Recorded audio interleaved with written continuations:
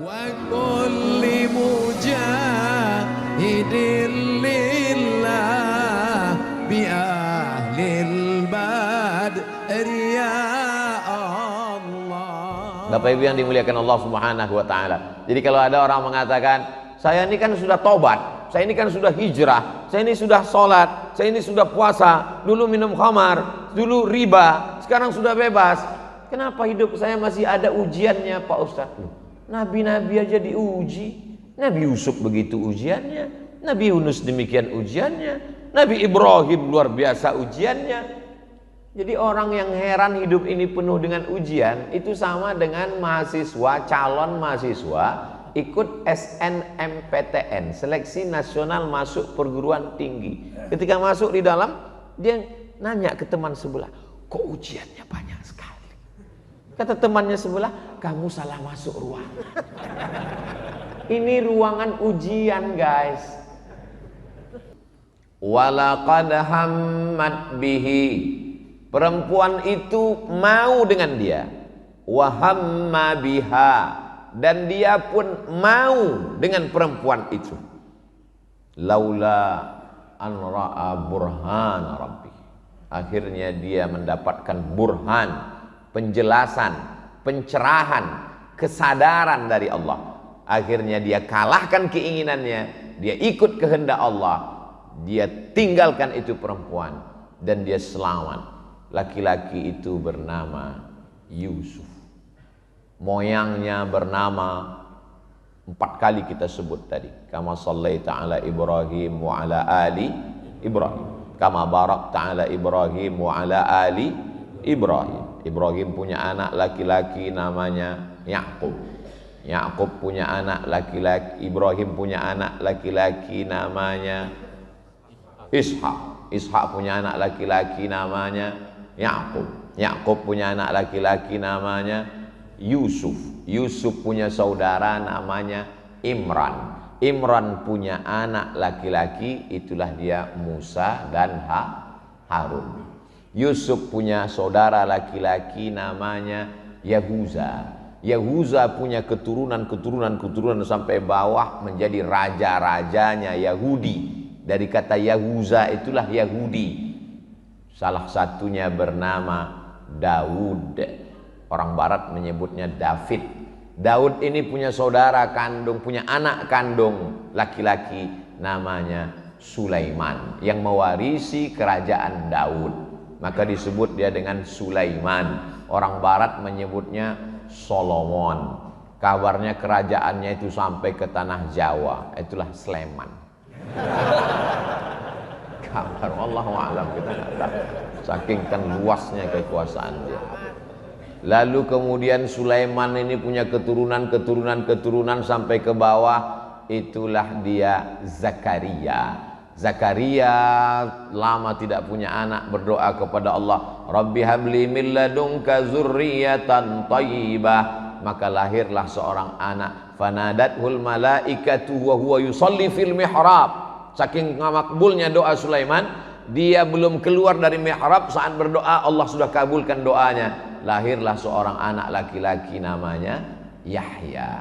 Yahya bin Zakaria. Zakaria ini punya istri, istrinya punya adik nama perempuan Hannah. Hannah ini punya suami namanya Imran. Imran nikah dengan Hannah, lama tidak punya anak, bernazar.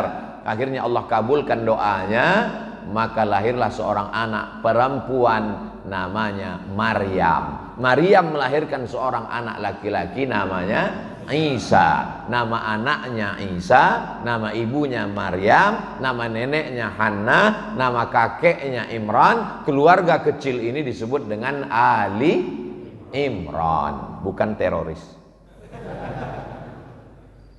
Jadi kita mesti pahami sejarah ini bahwa mereka punya kait. Tadi Ustaz sebut Yahudi, ya. Lalu bagaimana dengan Israel? Nabi Ibrahim punya anak namanya Ishak, Nabi Ishak punya anak namanya Yakub. Yakub itu namanya 2. Satu Yakub, satu lagi Israel. Il artinya Tuhan, Isra artinya hamba. Israel berarti hamba Tuhan. Bahasa Arabnya Abdullah, hamba Allah. Tapi jangan gara-gara ini nanti tetangga bapak yang namanya Abdullah dipanggil Israel. Hei Israel, ya Palestina. Nabi Yakub itu namanya satu lagi Israel. Makanya anak cucu keturunan Nabi Yakub itu disebut dengan Bani Israel.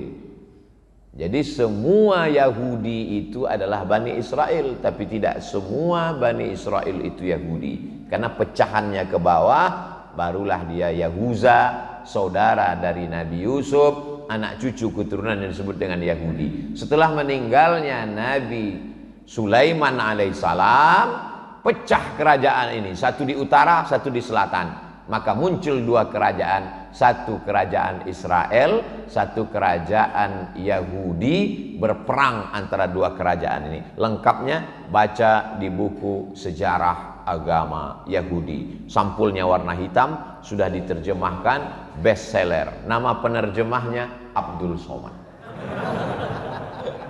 Tulis di Google. Nah, jamaah yang dimuliakan Allah Subhanahu wa taala. Nabi Yusuf alaihissalam suatu malam bermimpi. Inni ra'aitu ahada asyara kaukaba. Aku melihat ada 11 kaukab bintang.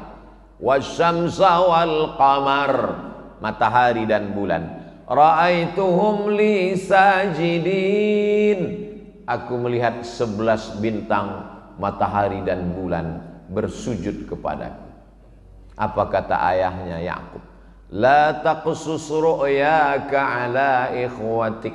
Jangan ceritakan mimpimu kepada saudara-saudaramu. Fayakidu laka kaida. Nanti mereka akan melakukan makar, tipu muslihat terhadapmu. Apa maknanya? Tidak semua saudara kita senang kalau kita dapat nikmat, walaupun nikmatnya hanya sekedar mimpi. Hati-hati adik-adik, anak-anak muda. Aku tadi mimpi apa? Ketemu jodoh. Hok. Jangankan kamu nikah, kamu mimpi aja dia nggak senang. Jangan ceritakan semua nikmat yang ada pada dirimu. Kenapa? Karena tak semua orang senang melihat kau senang. Kebanyakan sifat orang adalah intamsaskum hasanatun tasuhum. Kalau kamu dapat nikmat mereka susah hati. Wa in tusibukum sayyi'atun yafrahu biha. Tapi kalau kamu dapat musibah mereka senangnya luar biasa. Gimana Ustadz Abdul Somad di Masjid At-Taufik? Jamaahnya banyak, sakit jantungnya. Gimana kabar Ustadz Somad? Dia nggak diterima. Alhamdulillah. Ini sifat saudara-saudaranya Yusuf, Bani Israel. Lalu kemudian dendam kesumat itu mereka lanjutkan. Mereka iri karena Yusuf dikasihi, disayangi. Mereka bawa untuk main-main di gurun pasir. Setelah itu mereka masukkan, dibacakan oleh imam kita, fi ghayabatil jub. Ghayabatil jub adalah sumur yang dalam. Bajunya diambil, dibawa kepada bapak mereka, bidamin kazib, damin darah, kazib bohong, darah bohong. Jadi cerita darah bohong ini sejak zaman dulu sudah ada. Darah bohong-bohongan. Betul dia ya, dia sudah dimakan oleh serigala. Ini darahnya ayah. Maka saudara-saudara Yusuf pun menangis, menangisi darah bohong, air mata buaya. Apa betul buaya itu punya air mata? Buaya ini selalu menjadi korban. Lidah buaya, air mata buaya. Ternyata buaya ini tidak punya pori-pori. Kita kalau kepanasan berkeringat, cairan tubuh kita keluar dari pori-pori, basah baju kita. Buaya nggak punya pori-pori. Satu-satunya saluran mengeluarkan air melalui matanya. Makanya kalau dia kepanasan, dia keluar air mata. Tapi bukan karena dia sedih. Makanya kalau ada orang yang air matanya bukan karena kesedihan, selalu orang mengatakan, alah air mata buaya. Pas ditanya, kenapa, apa hubungan air mata dengan buaya? Buh, aku ora-uruh. Padahal maknanya adalah ilmu pengetahuan. Itu buaya yang di air, apalagi yang di darat.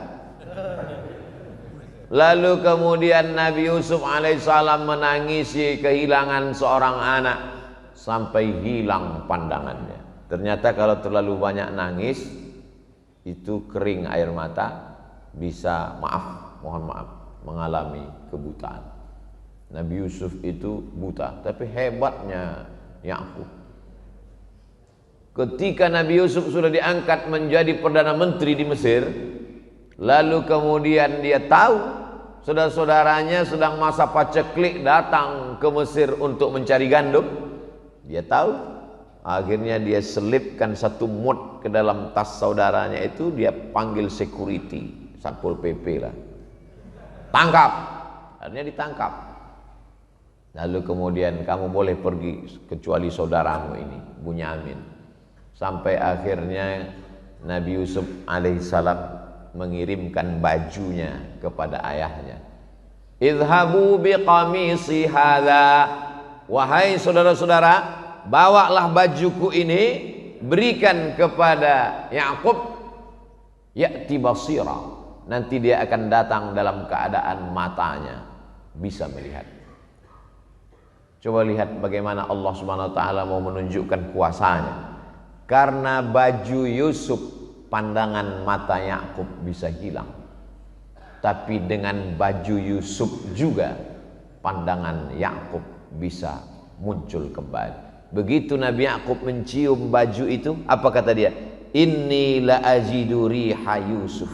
Aku mencium bau Yusuf. Ya'ti basira. Penglihatannya pun bisa datang kembali. Ternyata setelah diteliti, manusia ini baunya nggak sama. Sama seperti cap jari, cap jempol, nggak sama. Makanya ada detektor bau. Yang paling tajam penciumannya adalah cacing, bukan anjing. Cacing paling tajam menurut Imam Al-Jahiz. Memang cacing memiliki kekurangan. Dia nggak punya kaki, dia nggak punya kulit, dia nggak punya mata, dia nggak punya telinga. Kalau ada cacing yang bertelinga, bukan cacing, ular naga. Makanya dia hidupnya di dalam tanah. Tapi di tengah kekurangannya diberikan Allah SWT kelebihan. Apa? Penciumannya amat sangat tajam. Dia bisa mencium jarak radius 1 km. Jadi kalau Abdul Somad meninggal, ditanam di sini, di samping Masjid At-Taufik, itu 1 km semua cacing-cacing mencium. Wow, brownies. Mereka sudah siap. Kalau memang penciuman yang paling tajam itu adalah cacing, mengapa polisi Badan Narkotika Nasional tidak menggunakan cacing untuk mencium narkoba di airport? Karena cacing nggak punya kaki. Maka yang dipakai adalah anjing herder. Saya turun di airport, tiba-tiba ditahan semua. Semua penumpang dari Kuala Lumpur, jangan keluar dulu dari airport. Datang anjing, mendekat ke saya. Ingat dulu waktu kecil kata mak, kalau ada anjing baca tabat yada abilah abi watab. Dia baca tabat yada abilah abi. Dia yang lihat ke atas. Takutnya diselipkan orang narkoba. Keluar berita Abdul Somad tertangkap di airport bawa narkoba. Nauzubillah, nauzubillah, nauzubillah. Allah Subhanahu wa taala Maha Kuasa. Dengan baju yang dilumuri darah palsu, pandangan Nabi Yakub bisa hilang. Tapi dengan baju yang ada keringat Nabi Yusuf, pandangannya bisa kembali. Allah Subhanahu wa taala Maha Kuasa. Innama amruhu iza arada syai'an ayyaqula lahu kun fayakun. Jangan heran kalau bapak terlalu lama pergi keluar kota, ibu video call, diciumnya baju singlet bapak yang sudah 3 hari nggak dicuci. Kenapa? Mengobati rasa rindu, kata dia. Itu terjadi pada Nabi Yakub alaihissalam, cinta kepada Nabi Yusuf alaihissalam. Nabi yang paling lengkap kisahnya dalam satu surat dalam Al-Quran, Nabi Yusuf. Baca surat Yusuf. Makanya kadang ibu-ibu hamil datang ke kiai, Kiai tolong doakan saya. Didoakan. Wa'idzuki bikalimatillahi tammati min kulli syaitani wa hammati wa min kulli ainin lammah. Bismillahilladzi la yadurru ma'asmihi syai'un fil ardi wala fis sama. Nanti kalau saya di rumah bagusnya baca apa ya Kiai? Banyak-banyak baca surat Yusuf. Maksudnya supaya anaknya bertakwa seperti Nabi Yusuf. Digoda oleh Zulaikha, enggak mau. Maksud Kiai itu, tapi si ibu salah paham. Dia nganggap anaknya ganteng seperti Nabi Yusuf. Pas lahir ireng. Apa ini? Komplain sama Kiai. Kok anaknya orang ganteng piye Kiai? Kiai tersenyum. Bojone suaminya mana? Lo podo. Jadi bukan salah suratnya. Suratnya nggak salah, kita aja yang salah ngerti terhadap pesan-pesan agama. Jadi Nabi Yusuf ini gantengnya luar biasa. Bagaimana? Imra'atal azizi turawidu fataha. Tersebar isu di media sosial saat itu. Apa beritanya? Imra'atul aziz, istri Perdana Menteri, turawidu fataha, tergila-gila dengan anak lajang yang ada di rumahnya.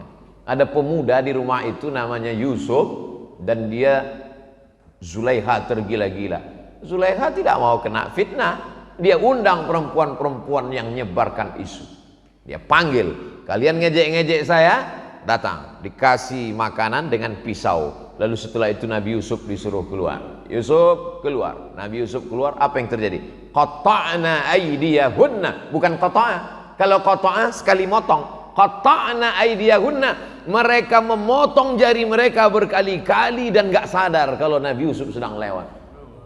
Qata'na aydiyahunna. Mereka memotong jari mereka berkali-kali. Bukan buah itu yang dipotong, jarinya. Apa kata mereka? Ma hadza illa malakum karim. Ini bukan manusia, tapi ini malaikat yang luar biasa. Apa kata Zulaikha?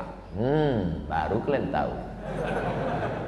Kalian baru ngelihat sekali aja potong, apalagi aku, kata dia. Aku serumah dengan dia, Beb.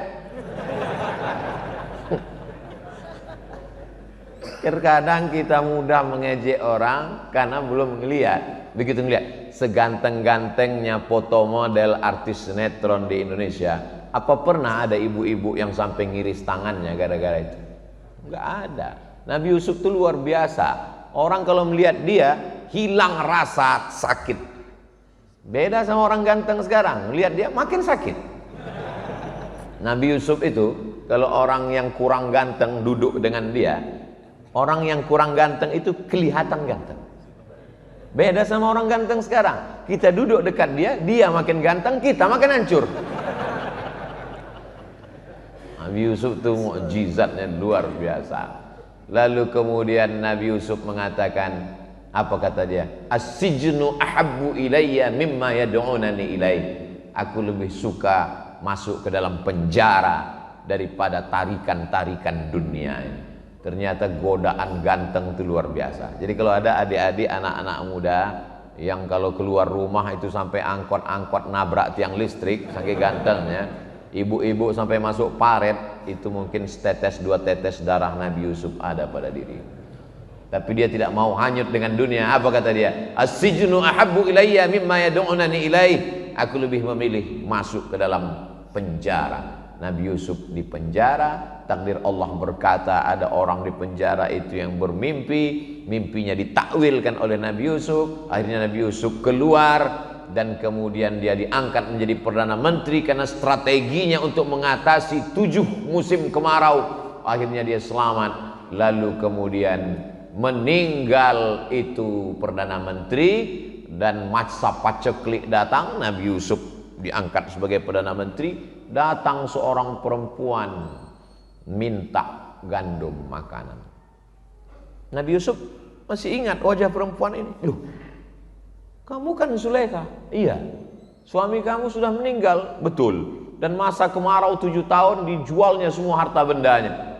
Nabi Yusuf alaihi salam memuliakan Zulaikha, lalu kemudian dia berikan makanan, dan Nabi Yusuf minta izin kepada Allah untuk menikahi Zulaikha. Pada akhirnya Nabi Yusuf menikah dengan Zulaikha dan lahir 2 anak laki-laki, dan mohon maaf Allah mengembalikan kecantikan Zulaikha. Dan disebutkan dalam kitab tafsir Abul Fida Ismail Ibnu Katsir, namanya Tafsir Al-Quranil Azim, disebutkan dalam kitab tafsir Al-Baghawi, disebutkan dalam kitab Al-Bidayah wan Nihayah, bahwa ketika Nabi Yusuf malam pertama dengan Zulaikha, Zulaikha itu masih perawan. Ternyata suaminya itu tidak berhasrat kepada perempuan. Jadi Yusuf dan Zulaikha akhirnya menikah. Itulah makanya Pak Kuas selalu mendoakan pada acara pernikahan, Allahumma alif bainahuma kama allafta baina Adama, Allahumma jma' bainahuma kama jama'ta baina Adama wa Hawa. Satukan antara kedua mempelai ini seperti engkau satukan antara Nabi Adam dan Hawa.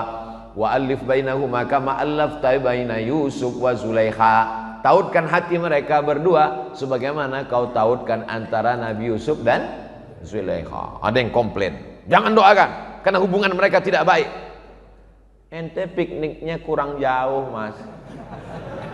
Makanya baca kitab tafsir Al-Baghawi, baca kitab tafsir Abul Fida Ismail Ibnu Katsir, baca kitab Al-Bidayah wan Nihayah. Ternyata Nabi Yusuf itu akhirnya menikah dengan Zulaikha dan punya anak 2 orang laki-laki, dan hubungan mereka bukan hubungan perselingkuhan, dan mereka akhirnya hidup bahagia. Mudah-mudahan adik-adik juga cepat ditemukan dengan jodohnya insyaallah. Yang bilang amin yang anak muda aja. Soalnya ibu mengawasi dari atas. Pak Ustadz, kami amin itu bukan untuk kami, untuk anak-anak kami. Betul. Tapi kalau malaikat mengaminkan untuk kami juga, apa masalahnya kan? Senyum tanda setuju.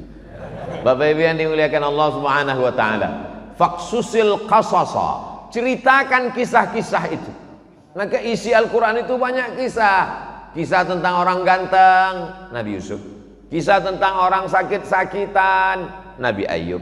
Kisah tentang orang yang terbuang dimakan ikan, Nabi Yunus. Kisah tentang orang yang punya kekuasaan sampai jin pun tunduk kepadanya, Nabi Sulaiman. Kisah tentang orang yang luar biasa kekuasaannya, Nabi Daud. Jadi kita tinggal cari kisah yang sesuai dengan kita aja. Pak Ustadz, saya ini gelisah. Kenapa? Banyak sekali yang nembak saya karena ganteng. Yusuf. Pak Ustadz, saya ini terbuang, tidak dipedulikan orang. Nabi Yunus. Kurang apa lagi di dalam perut ikan. Di dalam 3 kegelapan, gelap malam, gelap lautan, gelap perut ikan. Tidak ada satupun yang bisa menolong. Apa yang diucapkannya dalam perut ikan? La ilaha illa anta subhanaka inni kuntu minaz zalimin. Akhirnya dia dimuntahkan ikan ke tepi laut, di pantai, dalam keadaan sehat walafiat, dan ditumbuhkan Allah tanaman yaktin, labu. Makanya orang yang sakit opname dikasih makanan labu. Saudara kita Ustadz Yunus sedang sakit, kita doakan mudah-mudahan diberikan Allah kesehatan. Bapak Ibu yang dimuliakan Allah Subhanahu wa taala. Jadi kalau ada orang mengatakan, saya ini kan sudah tobat, saya ini kan sudah hijrah, saya ini sudah sholat, saya ini sudah puasa, dulu minum khamar, dulu riba, sekarang sudah bebas. Kenapa hidup saya masih ada ujiannya, Pak Ustadz? Nabi-nabi aja diuji. Nabi Yusuf begitu ujiannya, Nabi Yunus demikian ujiannya, Nabi Ibrahim luar biasa ujiannya. Jadi orang yang heran hidup ini penuh dengan ujian, itu sama dengan mahasiswa, calon mahasiswa ikut SNMPTN, Seleksi Nasional Masuk Perguruan Tinggi. Ketika masuk di dalam, dia nanya ke teman sebelah, kok ujiannya banyak sekali? Kata temannya sebelah, kamu salah masuk ruangan. Ini ruangan ujian, guys. Ini bukan ruang untuk bersenang-senang. Cuman ujiannya macam-macam. Ada diuji jadi orang kaya, ada diuji jadi pejabat, ada diuji jadi orang ganteng, ada diuji jadi orang susah, diuji jadi orang bangkrut. matahari terbit. Hebat Masjid At-Taufik, matahari terbit bunyi. Setiap bunyi matahari terbit, setiap bunyi matahari terbit, setiap bunyi matahari terbit. Tapi bukan karena dia bunyi lalu matahari terbit. Ada orang sakit, meninggal. Ada orang sakit, meninggal. Ada orang sakit, meninggal. Tapi jangan ambil kesimpulan bahwa setiap sakit meninggal. Berapa banyak orang nggak sakit? Banyak orang salah mengambil kesimpulan. Asal bunyi matahari terbit. Matahari terbit berarti sudah terbit matahari. Tapi kita belum boleh sholat sunat isyraq 2 rakaat. Karena saat matahari terbit itu adalah waktu 2 tanduk setan yang dipakai untuk menyembah berhala Lata, Uzza, Manat, Hubal, Jibti, Taghut, Naham. Lewatkan kaidah shibrin, setinggi tombak. Setelah diukur menurut ilmu astronomi 12 menit. Setinggi tombak, matahari naik. Setelah lewat 12 menit baru boleh sholat sunat isyraq 2 rakaat. Man sholat subuha fi jama'atin, siapa yang sholat subuh berjamaah, summa qa'ada yadhkurullah, duduk berzikir dengan Allah hatta tatlu'asy syams, sampai terbit matahari, summa yusalli rak'ataini, sholat sunat 2 rakaat, kanat lahu ka ajri hajjatin wa umrah, dapat pahala seperti haji dan umrah. Tamah, sempurna, sempurna, sempurna. Hadisnya hadis hasan, tidak ada ikhtilaf di antara ulama, boleh diamalkan, baik. Maka nanti kita setelah 12 menit sholat sunat isyraq 2 rakaat. Ketika bapak ibu sedang sholat sunat isyraq, disitulah saya pulang. Itu suasana yang paling aman untuk pulang. Jamaah yang dimuliakan Allah SWT, mudah-mudahan kita selalu istiqomah untuk sholat subuh berjamaah, sholat sunat. Melawan keinginan ngantuk, lulus.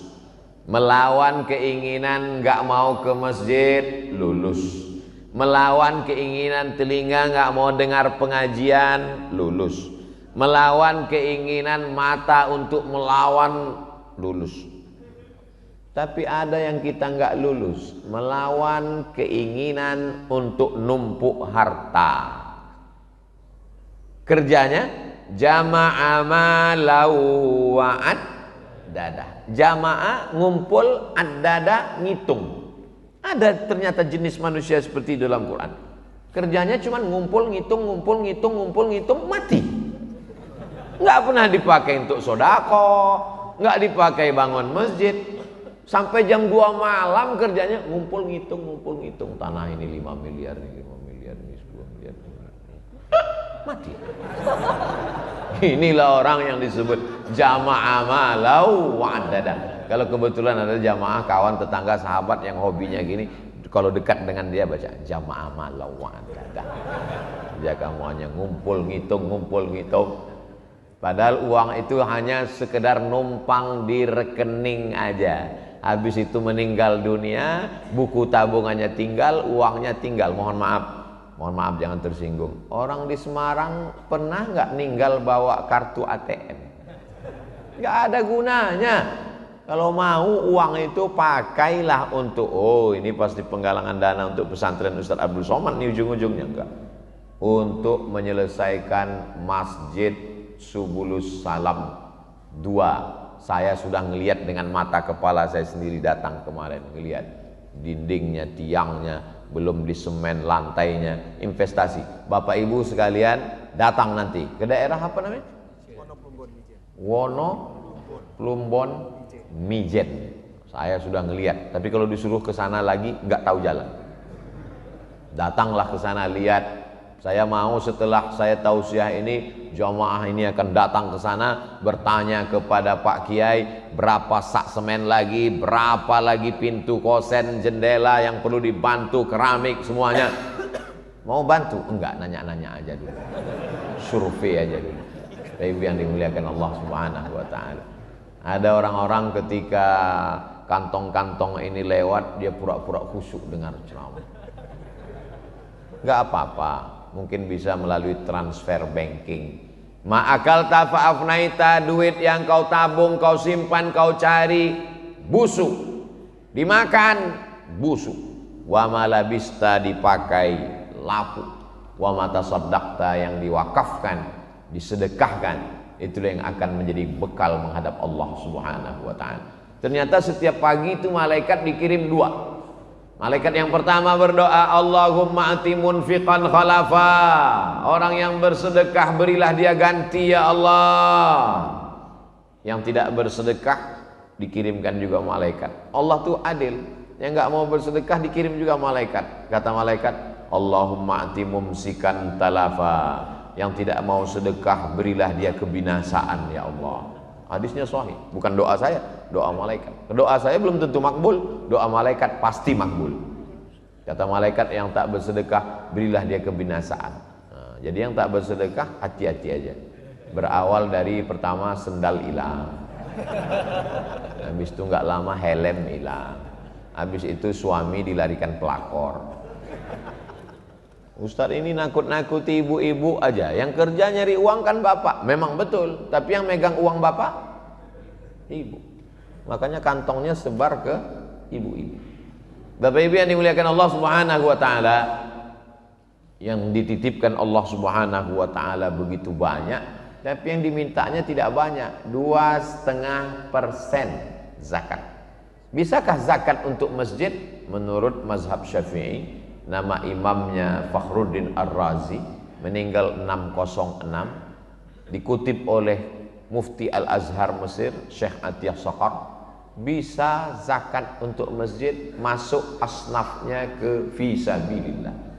Innamas shadaqatu lil fuqara wal masakin wal amilina 'alaiha wal muallafati qulubuhum wa fir riqab wal gharimin wa fi sabilillah wa ibnis sabil. Itu maka pemerintah Malaysia menyalurkan zakat untuk mahasiswa yang ada di Al-Azhar Mesir. Teman saya orang Malaysia, saya tanya, kamu dapat beasiswa? Ya, dari mana? Dari rumah zakat, kata dia. Berapa satu tahunnya? 6.000. 6.000 ringgit kali 3.000, 18 juta. Kamu dapat juga? Saya bilang saya dapat. Berapa? 12.000. Oh, banyak sekali.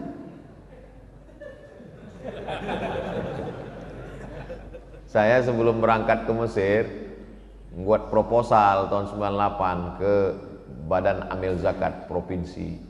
Saya mahasiswa Indonesia yang mendapat beasiswa ke Mesir, mohon bantuan ongkos. Silakan datang ke kantor. Ibu saya pergi. Saya tanya, berapa dikasih amil zakat, Mak? 200.000. Ingat saya karena angkanya 200.000. Waktu itu harga dolar melambung 20.000 satu dolar. Tapi karena takdir Allah berangkat juga 98. Pulang dari Mesir 2002, pulang dari Maroko 2008, ceramah tausiah kesana kemari, diundang sama Basnas. Kata Basnas, inilah kader yang kita kirim dulu. Mantap. Saya diangkat sebagai Duta Badan Amil Zakat Nasional. Ustadz dendam? Enggak, cuman ingat aja dikit. Datang ketua Basnas, Ustadz Somad, ini piagam mengangkat Ustadz sebagai Duta Basnas. Dan kami menggaji Ustadz 1 bulan 100 juta. Saya bilang enggak usah gaji saya. Kemana-mana saya akan suarakan ke masyarakat supaya bayar zakat ke Badan Amil Zakat Nasional. Yang diberikan Allah kepada saya bisa kuliah S1, S2, S3 enggak bayar sama sekali. Itu sudah lebih daripada apa yang diberikan keinginan dulu. Saya enggak pernah cita macam-macam. Itu diberikan Allah Subhanahu wa taala begitu saja. Apa yang diberikan Allah lebih baik daripada yang diberikan manusia. Idza sa'alta fas'alillah wa idza sta'anta fasta'in billah. Lalu kalau memang begitu, kenapa Ustadz mesti mengiklankan masjid musyawarah?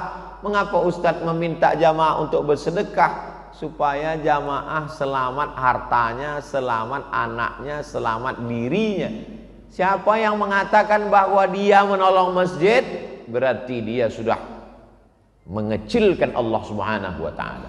Masjid itu milik Allah. Tidak kita tolong pun masjid akan tetap berdiri. Maka kalau kita menyumbang untuk masjid, bantu fakir miskin, nolong anak du'afa, sesungguhnya kita bukan menolong mereka, tapi kita sedang menolong diri kita sendiri di hadapan Allah Subhanahu wa taala. Pemahaman kita bersedekah mesti begitu.